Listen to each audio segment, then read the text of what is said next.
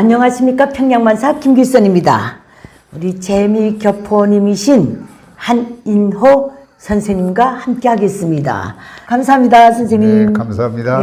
한인호 선생님이 실향민 1세대나 같지 않습니까? 그렇죠. 한인호 선생님이 번적지는 한경남도 북청입니다. 예, 북청입니다. 북한 지역에서 다니다가 그렇죠. 북청 사람 많으면 덤배 북청 딱 이렇게 말하고. 얼마나 성깔들이 모질었으면 덜렁거리고 물장수로도 유명하죠. 그렇죠. 북청 물장수 하면 유명하죠. 예, 서울에 가서 아버지가 아들을 앞장 세우고 아버지는 그날부터 서울에 있는 그 유수의 그 분들 저녁에 그 물을 열어놓으면은 밤새 드나들면서 물을 채워주고 그렇게 해서 그 애들을 교육을 시키고 뭐 전문학교를 졸업하면 아버지는 기양하고 그 처다들이 또 동생을 데려다가는 또 서포트하고 그래서 그런 말이 있었어요.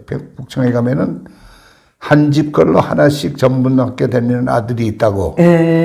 그래서 그런지 이제 민족주의자도 많이 나고 극렬분자들이 또 많이 났어요. 부모님들이 물장수 해가지고 키워놨더니 이름이 와세다고 무슨 뭐 교토고 가더니 어느 순간에는 물이 들어가지고 러시아로 가서 코멘트림에 가서 이제 그 세뇌가 된 거죠.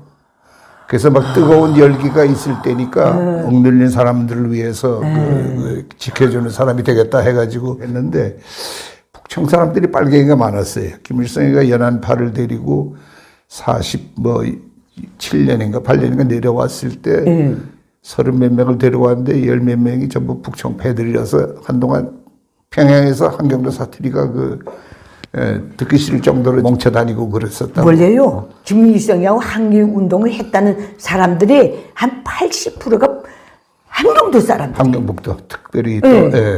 그하고 한경도 사람들이 혁명성이 강하고 계급적으로 볼 때는 일제식민지 통치 기간에 거기에 공급단지가 들어가다니까 노동계급이 많은 거예요. 그러니까 그때만 해도 중앙기관에는 한경도 사람들이 바글거렸어요.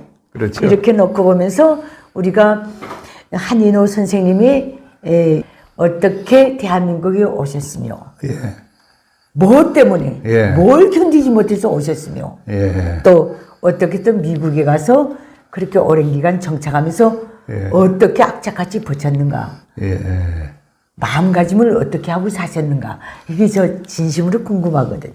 제가 낳기는 연변 왕청에서 나왔지만 해방이 되고 45년에 이제 북청에서 약방을 했어요. 거기다가 이제 남보다 조금 배우고 이제 약방이라도 하고 그러니까 그런 사람들이 이제 불주아지라고 그래가지고 미워하는 대상이 되죠. 거기다가 또 한 가지 큰 불온한 조건 중에 하나는 조선민주당이 그때 있었어요.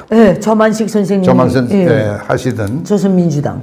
그분이 끌던 그 평안도 쪽에 힘이 있었고 한경도에 김사익 선생이라고 아주 존경받는 분이 있는데 그분 밑에 은거해가지고 조선민주당 활동을 하셨거든요. 근데 그때는 뭐 인민공화국이 만들어지기 전이니까 그건 괜찮았어요. 근데 얘들이 나라를 시작을 하고 공민증을 발부하기 시작하고 거기서부터 이제 틈이 갈라져요.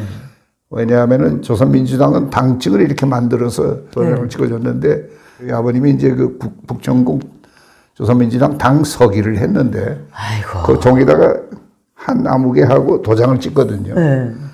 젊은이들이 이걸 가져가다 38선 넘어가다 잡히면은 신분증이 그때는 그거밖에 없었거든요. 그래서 한 아무개 도장이 확실한데 그러면 그 당장 전화해 보면 북청에 그런 조직이 있단 말이에요. 그럼 이건 가시죠.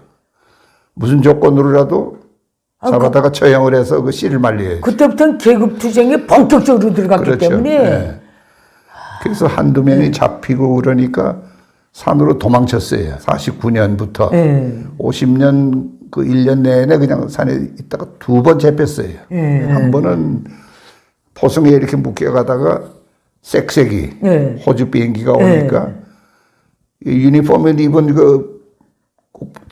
인민군이 그냥 공산군 강릉이 밭으로 도망가니까 아버님이 이제 반대 방향으로 도망쳐서 한번 살고 그 다음에 여름에 언제 한 번 또 숨었다가 또 잡혔는데 이게 내무서까지 가면 이제 그건 총살이죠. 전시 상황이니까. 네, 그것도 또 죄가 많으니까. 네. 근데 그때도 우익이 셌어요. 네. 생각보다. 보니까 자기들의 그 어른이 되는 분이 지금 재패가 없거든. 그러니까 와서 그놈이 돌로 까가지고 구출해냈구나. 그렇죠. 그러니까 아버님은 이제 산으로 도망가고 그런 저 스토리가 있어요. 그렇게 사시다가 일사후퇴 때 예. 가소를 다 끌고 내려오셨어요? 그게 한 9월, 10월쯤에 그 국방군이 진격해 들어왔고 11월 되니까 매캐한 소문이 돌기 시작했어요. 유엔군이 더 진격을 못하고 저 장진호 거기서 지금 전투를 하는데 심상치 않다. 그러더니 그 다음에 또 소문이 돌기를 아마 저 사람들이 저게 힘이 되니까 미군들이 명분이 뚜렷지 않으니까 저 철수할 거다. 그러니까 민심이 냈던 거죠. 그러니까 유언비어가 덜하구나. 예, 돌기를 너는 남아 있으면 괜찮지만 나는 남아 있으면 처형감이다. 그렇죠. 특히 기독교인들 재산이 좀 있든가 교육을 받았든가 특히 이제 조선민주당의 일부 적이 있는 사람들은 대상이죠. 그렇죠. 어쨌든 그 8.15 해방 직후부터 고당 저만식 선생이 김일성으로 놓고 볼 땐 정적이나 같았으니까. 그렇죠. 유일한 정치 그룹이었으니까. 그래서 그때 그것도 이제 은밀하게 교인들끼리 이제 소문이 돌기를 국정 출신 우리 출신의 안대위라고 있었어요. 계급이 대위. 그분은 전투하는 장교가 아니고 의사였어요. 그러니까 국방관 옷을 입고 진격에 들어왔다가 내려가게 되니까 자기가 아는 그 교인들 이분들을 어떻게 구제해야겠다 해가지고 이분이 다니면서 일을 만든 게 병참으로 물건을 싣고 왔던 빈 배가 부산 쪽으로 내려가는 걸 하나 섭외를 했어요. 그래서 그게 조그만 배니까 보통 때가 한 10명, 15명이 저 물건 날르고 그러는 배인데 드럼통이 밑에 다 있고 거기 그냥 드럼통 위에 앉으면은 그저 얼마 있는데 그거를 못다 보니까 한 100여 명 했는데 나중에 그 심포 옆에 마량도라고 있어요. 거기다가 배를 대놓고 소문을 내기를 이렇게 교인들만 이렇게 간다. 그 다음에 이제 한 가지 그때 통년이 우리가 한 사흘 함흥 원산까지 갔다가 이제 돌아온다. 한 사흘 동안. 네, 사흘 동안 지금 전세가 불편해서 지금 유엔군이 더 병력을 집중시킬 때까지 시간을 벌기 위해서 잠깐 임시 나간다. 갔다가 곧 온다. 사흘 후에 이제 귀환하는 그런 말이 있었거든요. 그래서 원산이나 함흥까지 가서 시간을 끌면은 유엔군이 다시 쳐들어서 저 물리치면 우리 다시 올라간다. 간다. 그러니까 잠깐 나갔다 오는 셈 치고 그래도 그게 한 100여 명 앉을 수 있는 그 빽빽이 앉는데 200명이 나타났어요. 그러니까 국제시장 스토리 비슷하게 12월 15일, 16일 그때인데, 그러니까 나 그때 7살이었으니까 할아버지 할머니는 의뢰껏 얘는 어리니까 너희 사흘 있다가 올 거니까 얘 놔두고 가라. 그 추운데 왜 그런지 내가 앞장서서 나 간다 이거예요. 아버지 어머니 가는데 그러고 앞장서서 그렇게 서두르더래요. 그러니까 할아버지 할머니도 몇 번 그냥 말리다가 그래서 갈라진 거예요. 근데 그게 이제 상징적인 의미는 거기서 내가 고향을 잊어버리고 거기서 내가 조부 조모를 잊어먹은 거예요. 다시는 못 보잖아요. 네, 그렇죠. 그리고 내가 성인이 되고 중년이 되고 노년이 될 때까지 고향 하는 막연한 생각이 헤어졌던 그 지점이거든요. 북청 우리 살던 집. 어리니까 물론 몰랐고 우리 부모님들도 그렇게 꿈에도 생각 못했죠. 그야말로 함흥까지 갔다가 사흘은 좋아하지만 그저 한두 주 있으면 다시 증원군이 오면은 다시 또 밀쳐내겠다. 그래가지고 거기서 흩어졌는데 그 다음 얘기는 이제 이게 통통통통 하는 시원찮은 배니까 통통 배 타고 가다가 한 2, 3일 가다가 기관 고장이 났어요. 고장이 났는데 사람들이 각자 자기 먹을 거 미숫가루에 쌀 이렇게 조금씩 싸온 거 그냥 생쌀 입에다 넣고는 씹어서 생기고 물은 생각을 안 했잖아요. 물. 그게 그냥 보통 집 날리는 배니까 무슨 사람이 많이 탄 적이 없으니까 선원들 그 몇 명 먹을 물만 그러니까 몇백 명이 뭐 물론 저 변소 서비스도 있어야 되지만 물이 더 중요하잖아요. 그러니까 2, 3일 되고 나니까 진돗개비는 내리고 눈 그냥 그대로 노출돼 가지고 눈 맞고 그러는데 몸이 젖고 물을 못 마시니까 탈진이 되고 그러면서 이제 앓기 시작하는 거죠. 그리고 배는 가다가 기관 고장이 나니까 떠가는 거예요. 그리고 하니까 그 중에 이제 좀 눈치 빠른 사람들은 뭐라고 소문을 냈냐면 우리가 운이 좋으면 홋카이도 끝에 가서 걸리든가 아니면 저쪽 러시아 쪽으로 노출이 돼서 끝까지 가면 우리는 죽는다. 동해에서 죽든가. 그러니까 죽을 맛이죠. 그게 50년 12월 한 17일, 18일 그때예요. 크리스마스 직전. 그래서 가다가 그 다음에 이제 진돗개가 오고 이제 풍랑이 일기 시작하니까 더 사람들이 토하고 뭐 허기지고 배고프니까 못 견디고 그랬는데 그렇게 하다가 요행수로 그 기관이 이제 여러 그 스트로크 있는 것 중에 실린더 한두 개가 아마 터지기 시작한 모양이에요. 그러니까 제 풀 스피드는 안 나도 통통통통 해서 들어간 게 저 주문진 그쪽에 강원도 주문진 부근. 예.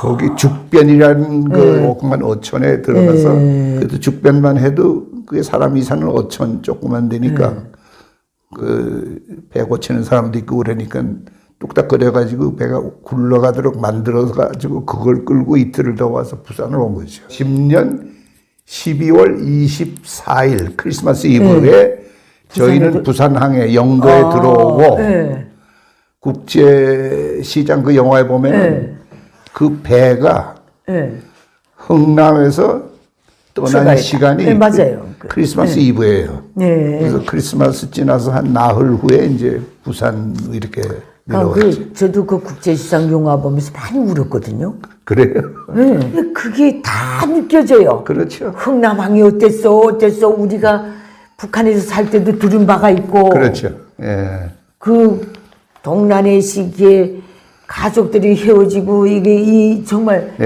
그 피가 물보다 짜지 않습니까? 근데 정보를 줄 수 없었던 혼란기였으니까 그랬는데 사람들 생각에 그런 건 있었어요. 누군지는 모르지만 이름이 메카터라는 사람이 있고 사람이 어떻게 잘해서 일본에 갖다 쓰던 원자탄을 한 두세 개만 북쪽에다 떨어뜨리면 이게 그지 끝난다. 그럼 이상한 트루먼 대통령이 원자탄을 쓴다고 그래서 공식적으로는 소련이 지원하다 손을 떼버렸거든요. 그 다음에 이제 소식이 이 메카더렌이 목이 잘리고 그 리치웨이가 이제 물려받는다. 뭐 이렇게 되니까 뭔지는 잘 모르지만 미국은 우리를 저버렸다. 이제는 우리를 위해서 원자탄을 써서 깨끗하게 이거를 안 해주는구나. 트루맨이 어떤 놈이길래 그게 못된 짓을 했나. 피난민촌에서는 그게 이제 화제예요. 아주 지금 며칠 있으면 더러 간다고 여기 내려오신 분들이 무슨 꿈인들 먹기고 있어요. 그렇죠. 그야말로 외줄 사람이 메카더랬는데 이 사람을 직위를 해체하고 딴 사람으로 갈고 그 상당히 그 능력이 있고 위대하고 정말 힘이 막강한 분인데 그 사람을 제끼고 이렇게 우리나라에 뭐 하는 짓이냐. 근데 이제 우리는 부산에 도착했잖아요. 근데 대부분의 그분들이 이제 제대로 좀 잘 살던 분이라. 그러니까 시골에서 온 분들도 있지만 되게 다 교육도 받고 뭐 하시는 그 비즈니스가 있고 그런 분들이 하루아침에 이제 알거지가 돼서 떨어졌는데 부산에 보면 철공소가 많아요. 배를 고치니까. 그리고 옛날 외정실에 남았던 건물들이 있어요. 약소도 있고 무기 수리하는 데도 있고 일본 사람들 기병들이 쓰던 헛간 같은 게 있어요. 지붕이 있고 벽은 없고 그리고 이게 잘 받치고 말이니까 거기에 우리뿐 아니라 우리처럼 피난 오는 사람을 차곡차곡 집어넣는 거예요. 그러니까 뭐 700명, 1,500명, 3,000, 4,000 그러니까 급하게 피난민이 오니까 어떻게 수소문해가지고 빈 쌀가마 몇백 장을 가져다가 한 집에 하나씩을 줬어요. 담요고 뭐고 덮을 게 우선 없잖아요. 그렇죠, 그렇죠. 옷이라는 게 눈바닥을 걸어서 북청에서 심포오는 그 복장대로 네. 거기다가 해보세요. 바닷물에 셋을 못해요. 아, 바닷물에 절대 실수 못합니다. 그러니까 먹는 물도 해결이 안 돼. 춥고 부산이 이북처럼 춥진 않아도 바람은 또 세요. 그때 저희들이 알고 있기로 일사후퇴에 그때 이주하신 분이 적게는 100만, 120만, 150만 아주 최대로 200만까지를 집계하시는 분들이 있어요. 뭐 그때 북한 한 인구를 1000만이나 보면 됐겠나요? 북한 1200. 인구가 1000만 정도밖에 안 됐겠는데 그러면 15%가 남부여대에서 나왔다는 그 소리죠. 그리고 남한은 그때 80%가 문맹이었어요. 그 대신 이북 피난민은 실형. 20%가 문맹이고 80%다 글을 읽을 수 있었던. 그게 기독교의 공로가 그렇죠. 절대적이고. 처음에 캐네디언 미션이 거기 발을 디뎠거든요. 평안도 쪽은 미국 쪽 북장로교가 했는데 이쪽 함경도 쪽은 카나다 쪽 그 장로회가 땅을 받았어요. 그때 그랬잖아요. 교회 직분을 맡으려면 한글을 깨우쳐야 된다. 그런 닥트린이 있었으니까 그런 영향이 컸을 거라 하는 그런 얘기들을 저희가. 그거는 제가 왜 인정하는가 하면 우리 어머니가 길주명천 출신이거든요. 함경도. 34년생입니다. 조그만 때부터 교회를 다녔는데 우리 어머니 기억에는 그때 명천 지역에도 교회가 큰 게 있었대요. 아, 그랬을 거예요. 기독교가 들어오니까 문맹률이 낮아졌어요. 그래서 그런 말이 있어요. 6.25 때 거제도 포로수용소를 가니까 포로수용소에 그 주먹밥 해가지고 철망받고 던져주고 장사하는 아주머니들 있잖아요. 이분들이 틈이 나면은 밥을 싸주는 신문 쪼가리 그걸 앉아서 읽더래요. 근데 그게 경상도 그 거제도 사람들한테 놀라운 게 여자는 글을 못 읽는 게 자기네들은 통념이었는데 우리보다 못하다고 생각한 피난민 여자들이 신문을 보더라고요. 이거예요. 그래서 저희가 이제 그 전차가 가는 마지막 종점이었는데 거기에 있는 제3교회의 손철호 장로님인데 제가 손 장로님이 당신 집 다락방을 저희한테 와서 쓰시라고. 가족이 셋밖에 없으니까 방이 딱 하나였고. 다 북청구 쪽에서도 기독교 그렇죠. 크리스찬이었으니까. 크리스찬이니까. 그리고 그 다음 날이 크리스마스 날이니까 예배가 있지 않습니까? 그러니까 거의 그 저희 같이 갔던 200여 명 그 북청 쪽에서 오신 분들은 전부 줄 서서 교회 간 거예요. 그 수용소에서. 그게 이제 상징적인 의미는 종교의 자유라는 걸 처음 그날 북한에서 먹었던 거. 이제는 눈치 안 봐도 되고 눈치 안 보고 기관원이 와가지고 그 설교 하나하나 꽂아봐가지고 보고하는 이런 그 감시 시야가 아니구나. 그러면은 기도를 시작하다 나중에 이제 울부짖음으로 환희하고 어려웠던 그 고생 굶고 뭐 바람막이도 없이 저렇게 있는 그 저 한심한 그 현실도 그렇게 그냥 뜨겁게 기도하고 울고 그렇게 하면서 크리스마스를 보냈다고 그래요. 1950년 크리스마스를. 그 같은 시간에 흥남에서는 그 저 국제시장 그 배 가지고 오고 있는 거예요. 철수작전에 따라서 또 오고 있고. 27일인가 크리스마스 뭐 사흘 후인가 부산에 도착했다고 그러니까. 근데 하여튼 저는 그렇게 해서 손 장로님이 준 다락방에 이제 제가 그 포로수용소 그걸 면하고 거기 가서 한두 달 있었어요. 그 다음에 그 동광동이라고 부산 가면 부산역 건너편에 있는 산이 옛날에 적산가옥이 있다가 거기 일본 사람들이 있던 걸 다 밀어내고 공터가 있어서 거기를 피난민들한테 줬어요. 우선 저희 가서 살아라. 그러니까 사람들이 그 펀펀한 거기를 어디 가서 소위 그때 말로 이제 보로바꾸라고 그러죠. 박스를. 가져다가는 덕지덕지 그냥 뭐 해가지고는 급비가 오면 비는 막을 수 있게. 그리고 거기는 전기도 없고 물도 없지 않습니까? 그 공원처럼 돼 있는 물 하나 나는 거기 이제 물동이들 쫙 넣고 기다리는 거죠. 그거 하나 가져가느라고. 더 시리어스한 거는 변수가 하나밖에 없어요. 그것도 급하게 만들었으니까 긴 나무를 이렇게 그냥 몇 개를 해놓고는 각자 남녀 구분만 있었겠죠. 그러니까 아침이 되면 몇천 명이 동시에 거기 가서 그 해결해야 되고 그게 이제 피난민들의 삶이었어요. 그러니까 저희들은 그 산벌에다가 판잣집을 막 만들어가지고 살았으니까 여러 가지 현상이 나타나기 시작했어요. 한 가지는 이게 무슨 구공탄이나 무슨 난로가 있는 게 아니고 각자 나무 쪼가리 몇 개 가져다가는 그 불 지펴가지고 끓여 먹는 판이거든요. 솥이 있는 것도 아니고. 자꾸 불이 나요, 그 동네가. 집이 완전히 보로받고 말린 거니까 성냥만 그거 되면 그냥 홀홀 딱 순식간에. 그러고 거기는 길이 골목들도 없이 그냥 막 엉켜 사니까 불장 들어가봐도 올라갈 데가 없어요. 근데 그게 이제 참 어떻게 보면 가슴 아픈 일이고, 한 가지 희한한 거는 그 피난민들이 거기 모여서 그 동네에 제일 처음 생긴 가게가 하나가 있어요. 그게 뭘 것 같아요? 구멍탕 가게입니까? 구멍탕 가게였어야 되죠. 근데 이분들이 어디 가서 구해서 만든 함흥 냉면집이었어요.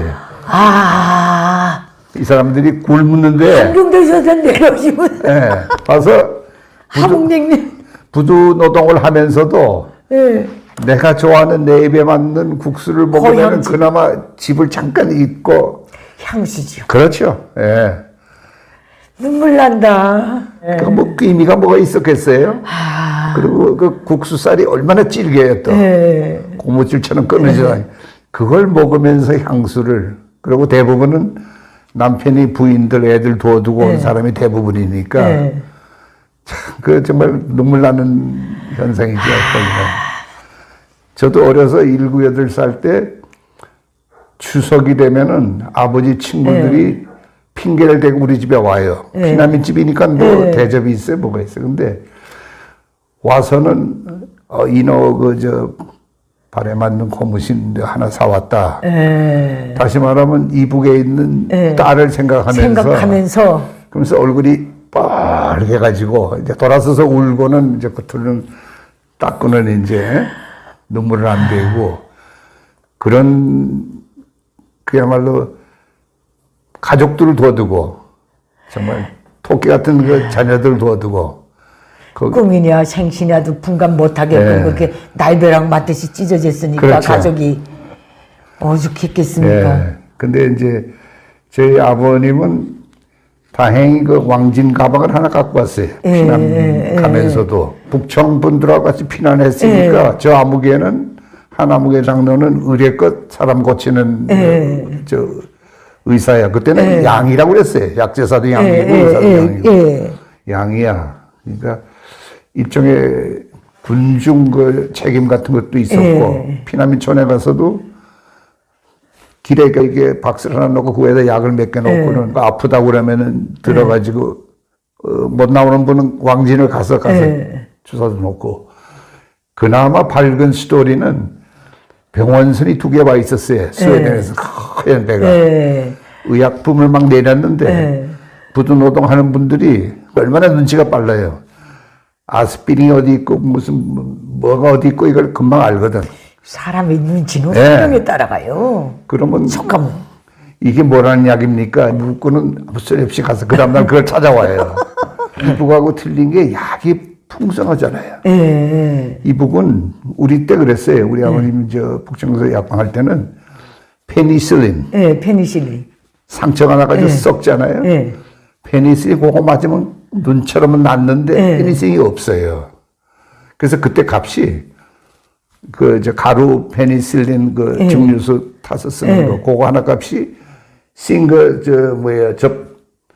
재봉틀 재봉틀 대가리 하나고 맞바꿨어요. 똥땅 짓고 헤엄치던 그런 시대에 이제 의원을 했죠. 피라민 동네에서. 그래서 거기서 이제 계시다가 53년 정전회담이 생기고 그 다음에 이제 포로 수용소를 이제 석방을 이제 오픈을 했어요. 그러니까 우익은 그냥 길에 그냥 다 호방되고 좌익은 갈라가지고 이북으로 보내고 갈 사람 보내고 제3국을 가겠다는 사람들 호주나 인도로 보내고 그때 그랬어요. 젊은이들 중에 배짱이 있는 사람들이 있거든. 이판서판인데 전쟁하는 나라하고 전쟁 없는 나라에 가겠다. 가서 새 생활 하겠다. 그렇게 생각하는 다 보내줬구만요. 깬 사람이 있거든요. 일부는 필리핀하고 인도를 많이 가고 호주도 일부가 갔어요. 그 안에서 뭐 피 터지게 뭐 싸우고 서로 죽이고 뭐. 그 포로 수용소 안에서도 이념투쟁했다 그러더라고요. 굉장히 그래서 나중에 분리했는데 분리하고도 또 그 안에서 또 문제가 있고. 그렇게 해가지고 계시다가 정전회담이 되고 그러니까 아버지 생각에 이제 전선이 고착되고 많이 움직이지 않으니까 서울로 가도 된다.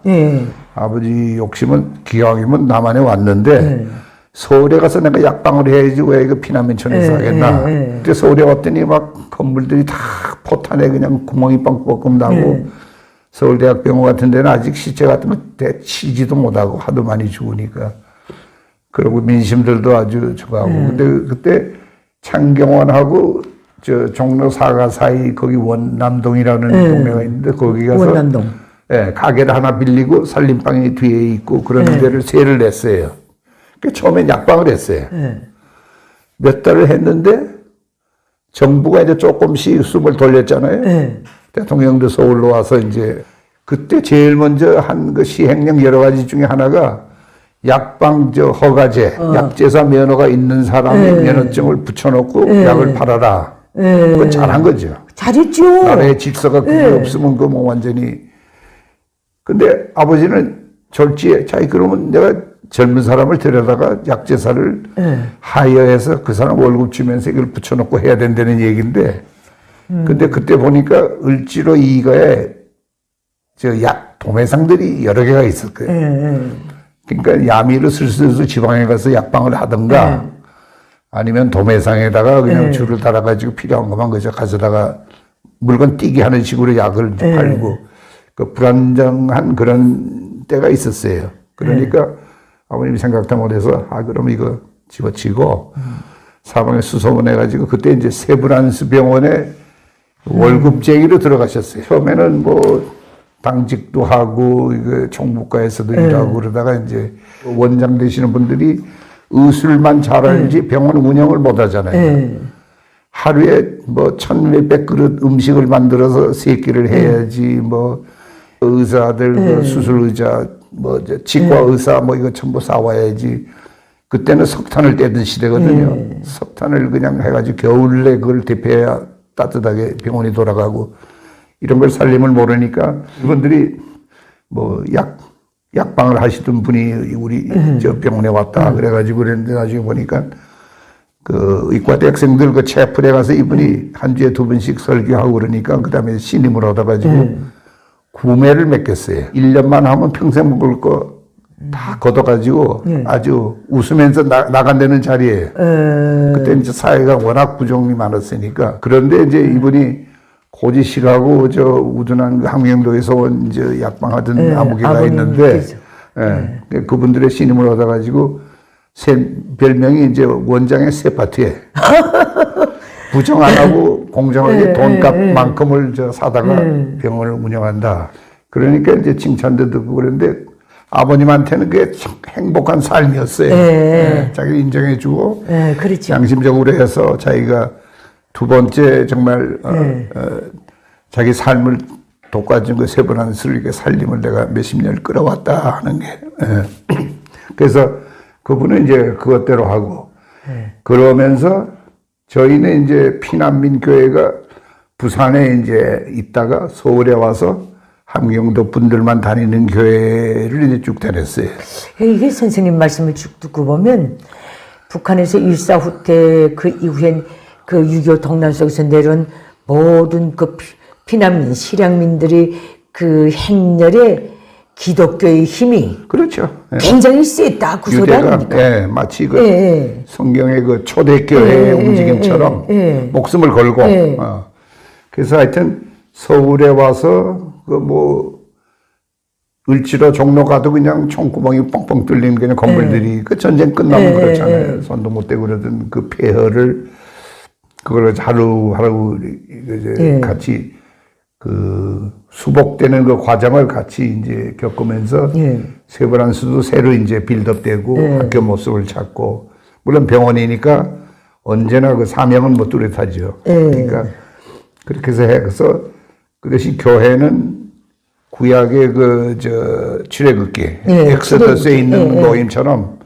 족장들이 있어가지고 자기네 그 예를 들어서 흥남 사람들, 영천 사람들, 홍원 사람들 그 사람들끼리 그 보이지 않게 서로 이게 얽혀가지고 한 어른 밑에 그 서금찬 목사님이라고 그분 밑에서 이제 교회 생활을 하고 신앙적으로 아주 행복한 그 20년을 보냈죠. 거기 피난 와서 신앙의 자유를 알고 조금씩 이제 달동네가 살다가 학고방에 새로 있다가 부지런하니까 집을 하나 사가지고는 고치고 그러면은 뭐 기업을 크게 하는 사람들은 부쩍부쩍 크고 그렇게 하니까 어떻게 뭐랄까 축복의 다른 그 해석을 이분들이 실감하면서 살았죠.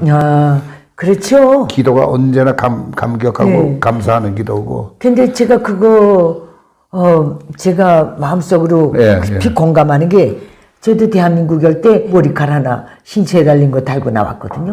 1999년 1월 16일에 대한민국에 들어서 오늘날까지도 내가 여기까지 오면서 참 열심히 잘 살았다. 그 자부감이 있어요.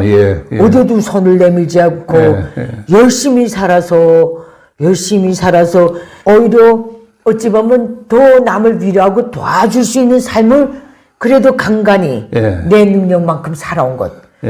자유로움에 대한 환희. 열심히 하면 수익이 생기는 거기에 대한 그 정말 기쁨. 자유가 없다가 자유가 주어졌으니까 고값을 하는 거죠. 난 지금이 제일 행복해요. 저도 같아요. 저는 그 북한에서 온 젊은이들 얘기를 이제 간접으로 듣잖아요. 그러면서 내 딴에 가슴 아픈 게 쟤들이 남한이라고 그러는 그 문화에 지금 속해가서 허튼 걸 욕심을 내기 시작하면 불만뿐이고 뭐 안 되죠.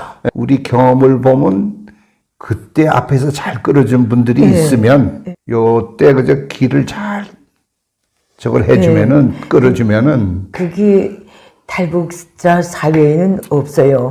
그때는 출애굽기처럼 기독교 그 어떤 정신을 갖고 이렇게 각 도의 어느 특정 지역의 교인들에서 리더를 세우고 다 나왔지 않습니까? 지금 탈북민들 1990년대부터 온 탈북민들은 낱개로 또 북한에서 종교를 접해보지도 못하고 낱개로 다 나오다 나니까 거기서 벗을 못 나는 관념도 있는 것 같아요. 제 생각에는.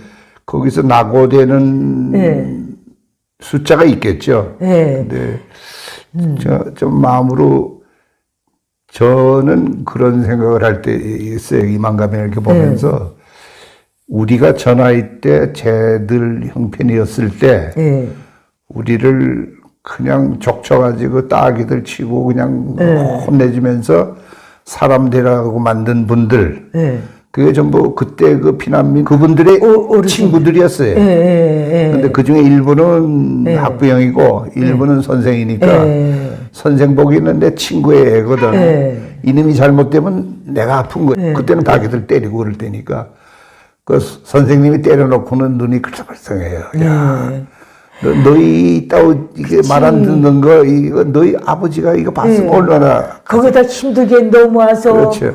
천신만고에 서는데 그분들은 지금 살기를 달동네 옛날에 그 해방촌 산에 거기 가서 학고방 지어놓고 살고 나 보통 월요일부터 토요일까지는 동대문 남대문 시장 가서 뭐 양말 10개 놓고 손수건 10개 놓고 앉아서 그러면서 옆으로 뭐 철그닥 뭐 다이마로 돌리고 뭐 실 탈에 꼬고 그러면서 조금씩 사업을 일으킨 거거든요. 그런 움직임이 끌어줄 사람이 있어야 되는데 그거를 그때 더 오신 그 실향민 1세대 그 2세대 분들이신 이북 어도청이라든가 예. 이런 데서 정말 어른이 돼가지고 예. 이걸 모든 걸 하고 해야 되는데 한꺼번에 너무 많이 들어와서 그런지 아니면 또 그게 또 기득권화 될 수도 있는 문제 아닙니까? 그렇죠. 예. 예, 그런 것도 좀 있는 것 같아요. 예.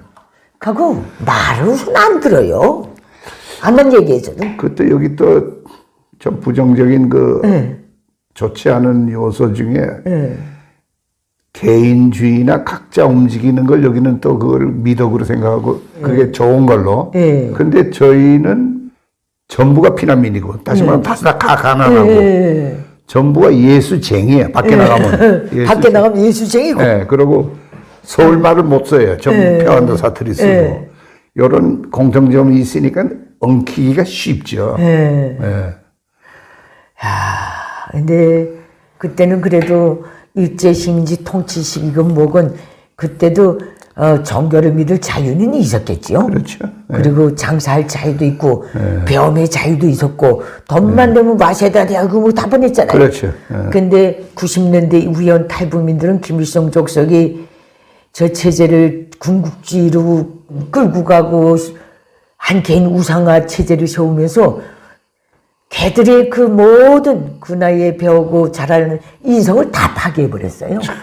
부모에 대한 존경 위에 수령에 대한 사랑과 존경이 우선시돼야 되고 가족보다도 혁명이 우선시돼야 되고 그러니까 다 이지러져가지고 온 거예요. 그 하여튼 그러면서 제가 국민학교를 끝내고 중학교를 가게 되니까 아버님이 소위 그때 말하는 인류학교를 가갔다 그러니까 거절을 해요. 제일 극단적인 표현이 아이 된다. 거기는 뭐 흥정도 없고. 그 토를 못하죠. 그래서 집안에 누이들이 인호는 똑똑하니까 뭐 경기 보내세요. 경북 보내세요. 그러는데 아버지는 딱 거절을 해. 그러면서 사람 되려면 어디를 가라. 그래서 갔더니 피난민 학교에. 안도 사투리가 그 표준어예요. 그 학교는. 그 조건에서 거기서 싸워서 커서 그게 네 몫이지. 여기 저 해화동이나 남산동에 그 옛날부터 부자 집 애들하고 같이 얼려가지고 우리는 그렇지 않은 부모들이야. 우리는 믿음으로 하는 거야. 그래서 그때 들어가서 우리 학교에 교장 선생님이 누구냐 하면은 신의주 학생사건 아시죠? 네, 신의주 학생사건 잘 알죠. 몇백 명이 죽었잖아요. 기관총에 공산당 애들이. 근데 그때 그 주동했던 분이 우리 교장 선생님이세요. 이창로 교장이라고 가지고 그 이창로. 예, 이창로 교장 선생님이라고 신의주 학생 사건을 뒤에서 그 플랫을 짜고 그 했던 분이 발칵 나니까 그냥 정말 잘 탈출하셨네. 예, 그러니까 하여튼 어려운 지경에서 힘들게 한 푼 한 푼 걷어서 애 키우는 애들 우리가 책임지고 사람 만들어야 되는. 여기서 제가 신의주 학생 사건에 대해서 그때 탄압 들어가고 그 월남할 분들 다 하고 남았던 분들 중에 주모자가 많았어요. 그때 다 생포했거든요. 다 잡았는데 그때는 북한이 감옥도 없을 때예요. 45년 말이니까 가뜩 잡아놨는데 이걸 어떻게 할 수가 없어서 소련군하고 김일성이가 협정을 해요. 어떻게? 여기서 주모자들 위주로 해서 그 학생들을 다 시비르로 뽑습니다. 나머지 학생들을 뽑아서 저 시비리 거기에 있는 교화소 같은 데 다 걷어였어요. 6.25 전쟁 끝날 때까지 거기에 가가지고 일하면서 막스레닌주의 공부를 얕다 시켜놓은 거예요. 벌목시키고 하면은 교화시키고. 그래가지고 6.25 전쟁 말에 다 교화됐다고 소련 측에서 교화 당국에서 이 사람들은 다 교화된 사람입니다고 평양에 한꺼번에 내보내졌어요. 저런. 내보내졌는데 그 북한 당국도 소련이 검토했다고 해서 그냥 넘어갈 놈들이 아니거든요. 무슨 교육을 받고 왔는지 그때부터 벌써 소련 중국을 경계해야 될 상황이 된 거예요. 그때 벌써 제정신이. 50년대 말부터 60년대에 들어가면서 김일성이 통치해서 정적 관리에서 소련파 중국파가 셌으니까 그러니까 얘들이 들어가서 무슨 훈련을 받고 나왔는지 모르지 않겠는가 해서 그렇죠. 예. 감옥에서 다시 다 걷어온 거예요. 걷어놓고 일시키면서 하나하나 다 철저히 하는데 김일성이가 놀란 게 하나 있어요. 뭐, 소위 북한 대학들의 막스주의 교수들이 그들한테 가서 재교육을 시켰는데 그 사람들이 얼마나 똑똑한지 한 문장을 이렇게 말하면 딱 손을 두고 레닌주의에 대하여 어느 소제목의 몇 페이지에 레닌은 이렇게 말했다. 막스는 이렇게 말했다. 스탈린은 이렇게 말했다. 이거는 무슨 근거를 갖고 당신네가 이렇게 질문을. 그러니까 이게 교화생들 정치 학습시키려고 갔다가 오히려 공격받고 다 나간 거예요. 예. 그러다가 영구히 격리시켰어요. 그러면 한 명도 못 나갔어요. 그럼 걔들은 영원히 그냥. 네. 그 이후에. 그걸 써야지, 걔들을. 못 쓰죠. 지 공산주의에 아주 선두로. 그것도 북한 그 노동당원들의 이 의식 수준이 걔들에 비해서 엄청 떨어진 거예요. 그거를 잘 사용해야 되는 거 아니에요? 공산주의자들, 개국주의자들은 자기네 가는 길에서 약간이라도 도전 세력이 될 수 있는 걸 제거해버리지. 그래서 이 사람들이 그 후에 안전부라는 거기에 교화국이 전면적으로 서면서 저 북쪽에 정치범 수용소들이 새로 생기면서 영구 격리됐어요. 장가도 못 가본 애들. 영원히 물이 들지 않게. 그 사람들이 부모들은 일사후퇴 때라든가 6.25 때 월남을 했겠는데 그게 그 연구자들이 그 그룹에 많았을 거예요. 이거는 팩트입니다. 저도 그 대학을 졸업을 하고 ROTC로 전방에 가서 포병장교를 하면서 포병장교는 OP에 가서 관측장교를 해야 돼요. 한 달씩 올라가 있고. 말이 그저 관측소지 콘크리트로 되어 있는 벙커예요. 밤에는 깜깜하죠, 물론. 근데 차이는 뭐냐 하면은 남한에서 그 스피커로 대북 방송을 해요. 근데 물론 뭐 이쁜 소리도 하고 그러는데 그때 서울서 유행하는 유행가 같은 거를 다 그냥 그거를 들으면서 마음도 찡하고 난 어떡하다 여기 왔나. 근데 그런 생각에 야 내가 그날 아침에 할아버지 손을 잡고 나갔으면 난 적인데. 그렇죠. 택도 없죠. 예. 그러니까 이창로 교장님은 지금 돌아가셨어요. 예.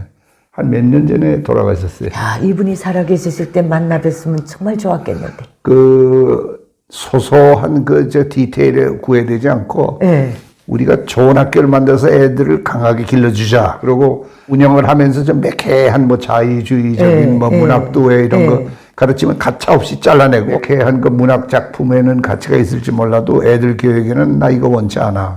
그럼 이분은 성각자이며 개혁가예요. 그렇죠. 예.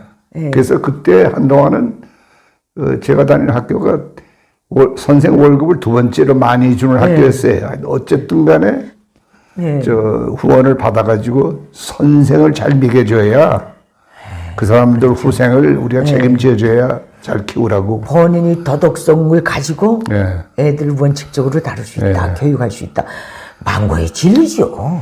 그래서 하여튼 군대에 있을 때도 그걸 자꾸 생각을 해보고 야, 참 인생이 살다 보면 한순간에 한 결정이 문이 둘인데 이쪽으로 나가는 거하고 이쪽으로 나가는 그 차이밖에 없는데 이렇게 되는구나. 이거는 인간의 결정도 아니에요. 그 찰나가 본능에 따라 갈라지는 거예요. 그렇게밖에 답이 안 나오잖아요. 우리 기독교에서는 그 하나님의 섭리라고. 또 그렇게 해야 그게 또 설명이 되지. 우리 민속 신앙은 아침마다 깨끗한 물 대고 빌고 하면은 원이 풀어진다. 그런 게 있었는데. 그렇게 멋진 학교도 실향민 1세대가 세운 학교다. 그게 전부 실향민들만 했어요. 그래서 국어 선생도 평안도 사투리를 가르쳤어요.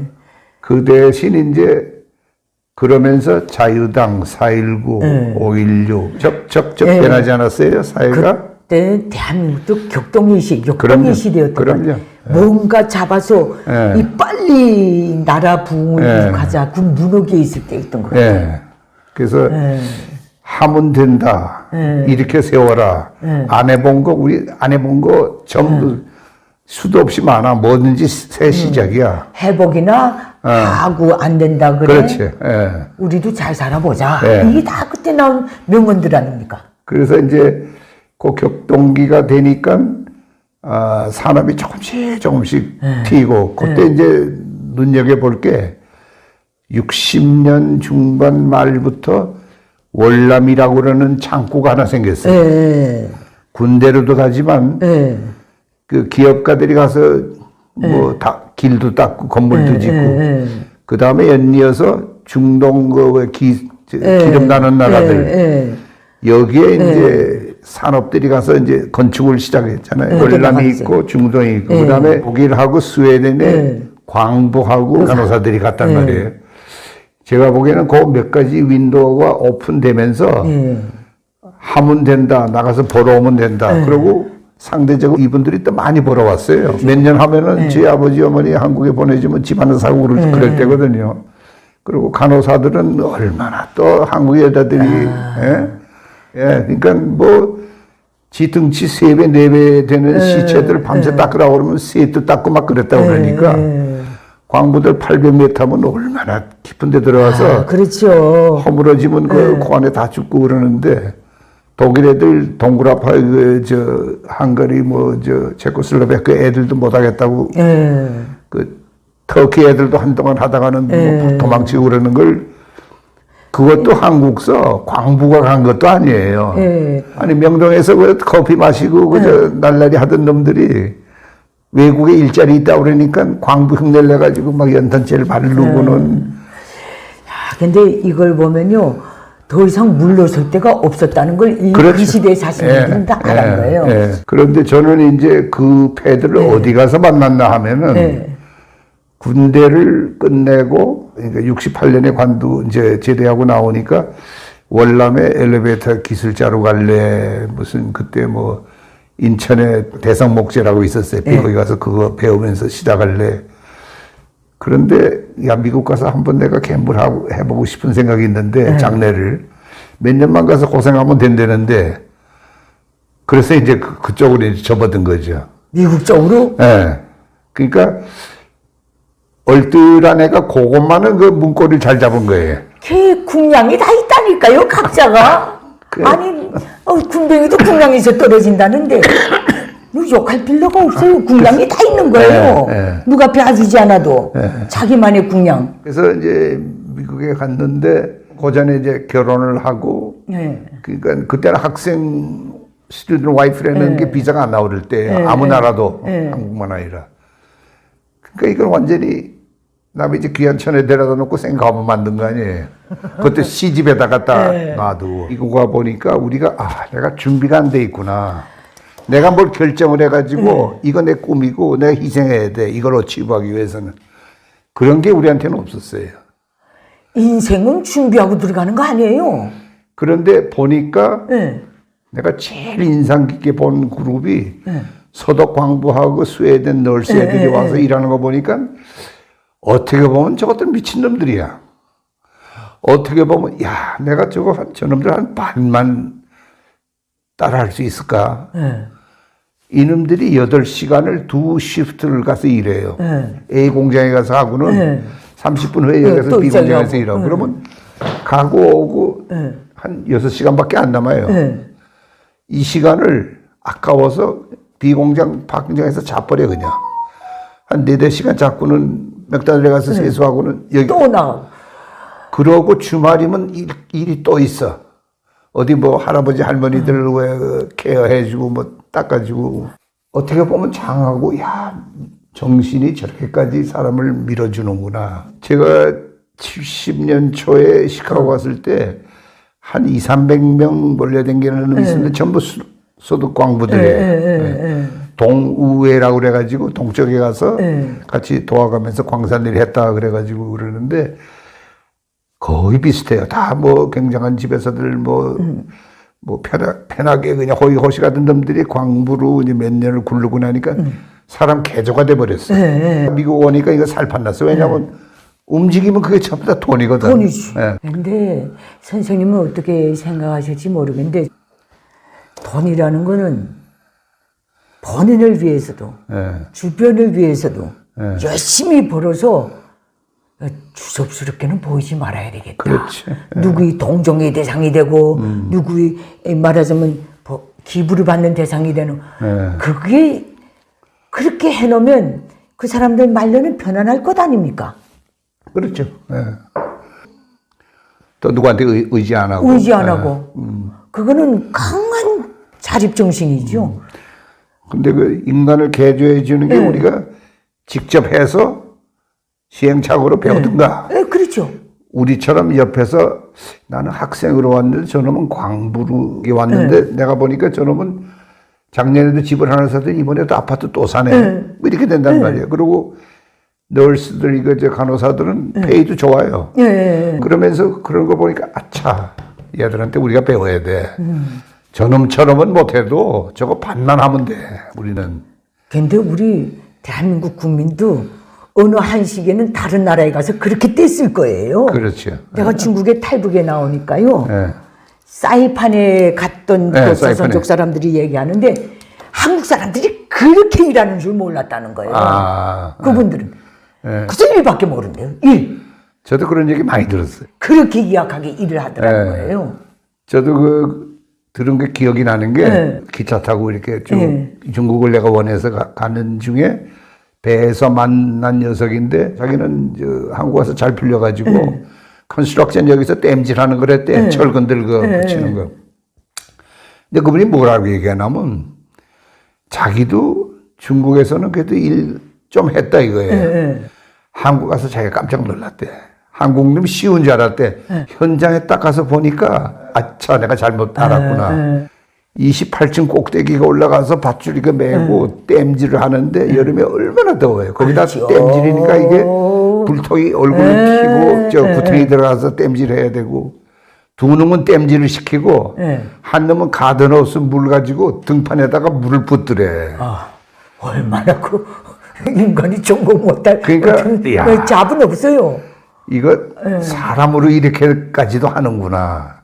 그 얘기하는 거 보고 야 참 인간은 돈 벌고 자기 가치를 높이는 데서는 그게 자기 것이라면 못하는 일이 없어요. 배 가르뜨고 이 문제에서 우리가 북한 문주민들 자유화된다음에 이걸 깨우쳐줘야 되거든요. 이런 거를 대한민국에 온 탈북민들 그리고 여태까지 세기를 넘어서 오셨던 실향민들 다 증인이 돼가지고 북한 주민들 빨리 깨쳐요. 그런 거를 좀 하는 물론 그 서비스니까 그런 거 해주는 숫자가 좀 필요해요. 그래서 글쎄 그걸 누가 해줄지는 모르는데 이거는요 지금 그것도 70년대, 80년대, 60년대, 50년대는 가능할 수 있어요. 그때하고 지금하고 상황이 다른 게 그때는 실향민이든 대한민국에 원래부터 살고 있던 주민들도 고만고만했잖아요. 집이 있느냐 없느냐 그 차이밖에 없었지 않습니까? 크게 보면. 그렇죠. 그럼 지금 현 탈북민들하고 지금 대한민국에서 사시는 이 국민들의 생활 수준은 원래다 벌써는 내가 언제 저걸 따라가나 이 위압감이 딱 오는 거예요. 그렇죠. 절망의 그 정도가 내가 무슨 짓을 해야 무슨 일을 해야 단기간에 그러니까 하나하나 축적해 간다는 그것보다도 조바심이 앞서고 그분들이 북한에서 살면서 인성에 대해서 다 가다듬고 그거를 싸울 수 있는 그 기회를 청춘이 한 단계를 김일성 주석이 다 파괴해버린 거예요. 여기 눈에는 풍년이지 나는 영구임대주택에서 국가가 준 돈으로 직업선택도 교육받은 수준에 따라서 하자면 어디에도 들어갈 데가 없지. 그렇죠.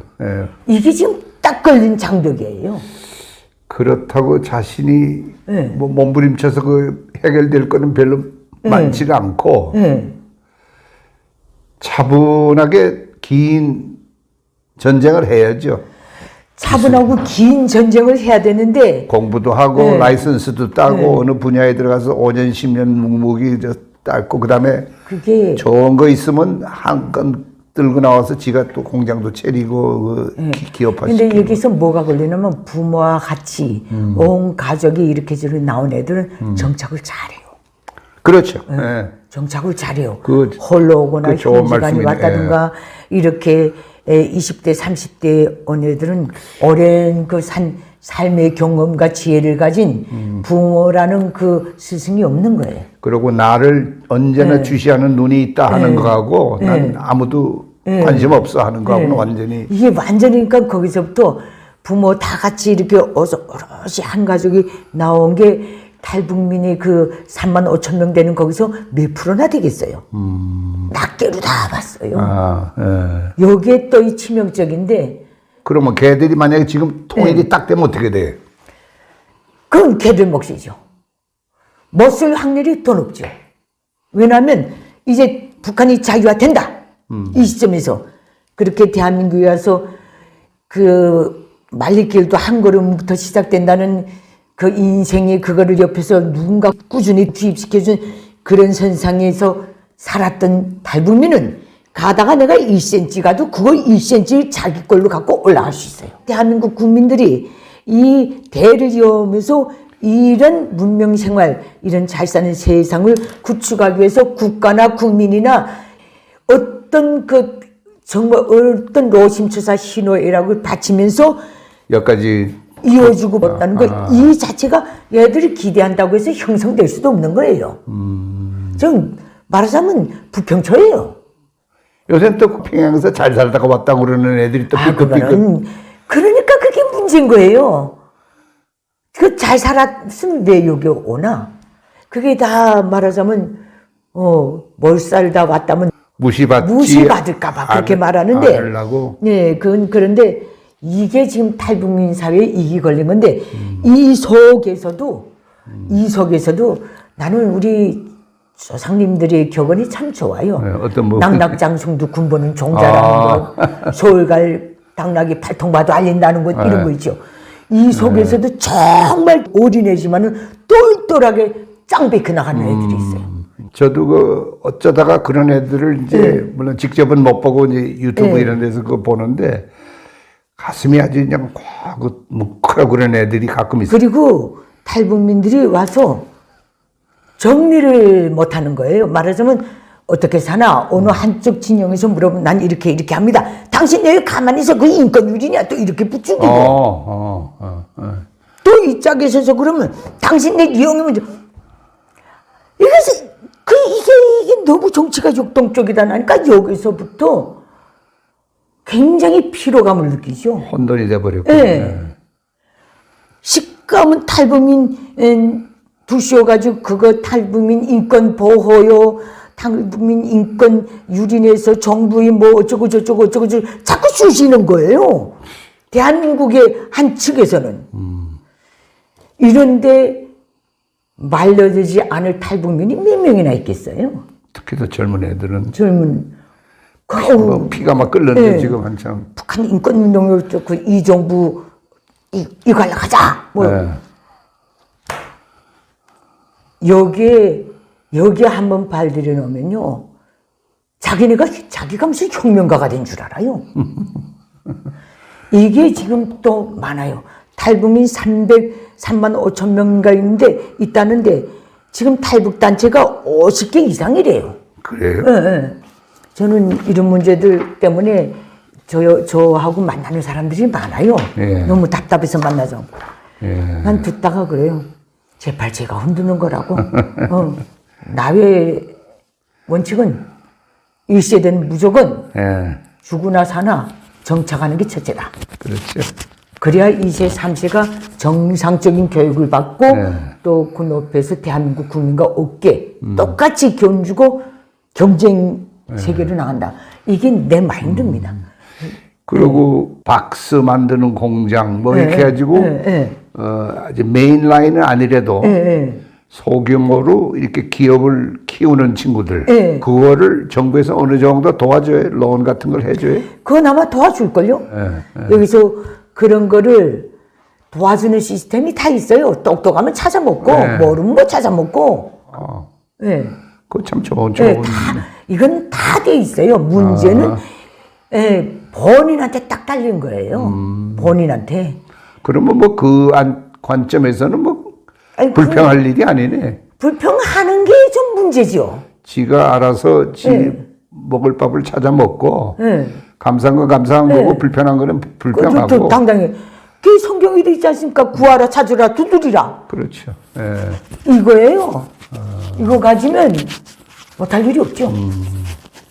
그렇죠. 이 문제가 걸렸는데 아직 이 선상에서보다도 그 북한 체제 하에서 노동에 너무 치이고, 그러니까 노동을 너무 시키고 너무 일하는 노동대중, 근로대중을 저 체제가 계급주의, 논리, 무슨 정치적 논리로 해서 부려먹는 대상, 수단으로 보면서 정치적으로 천시를 안 했지만은 그 사람들을 노력대중을 다룬 데서는 천세에 가까운 만행을 반세 이상 해오다 나니까 그 속에서 3대를 살아온 북한 젊은 애들은 노동을 스스로도 천시하는 그런 경향이 있는 거예요.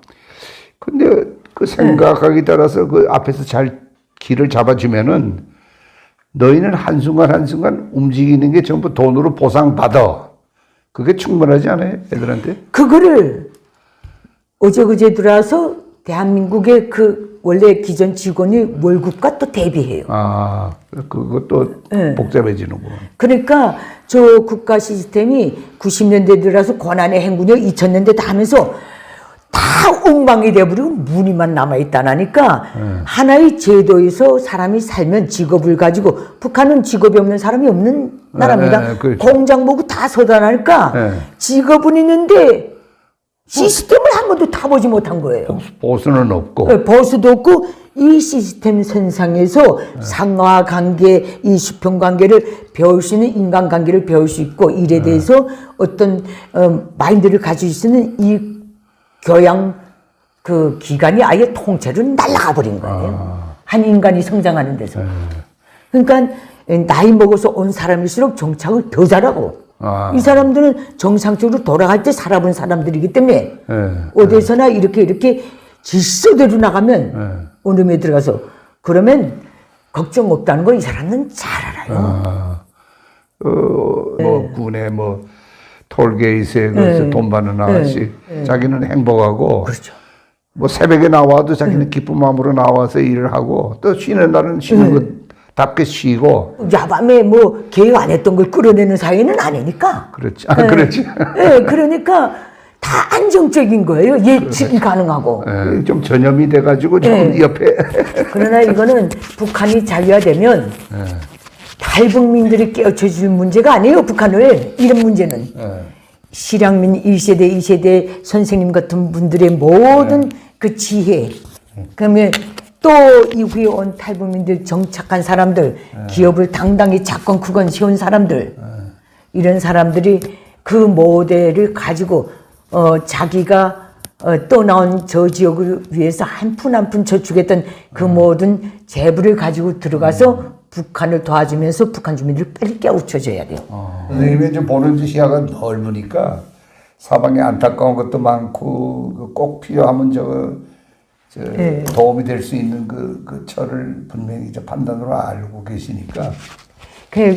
그래서 사는 게 행복해요. 그리고 진짜 사는 게 행복하고요.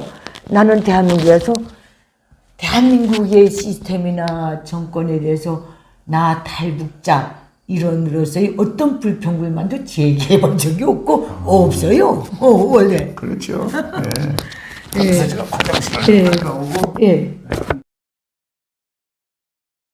내게 북한 인민들에게 호소합니다.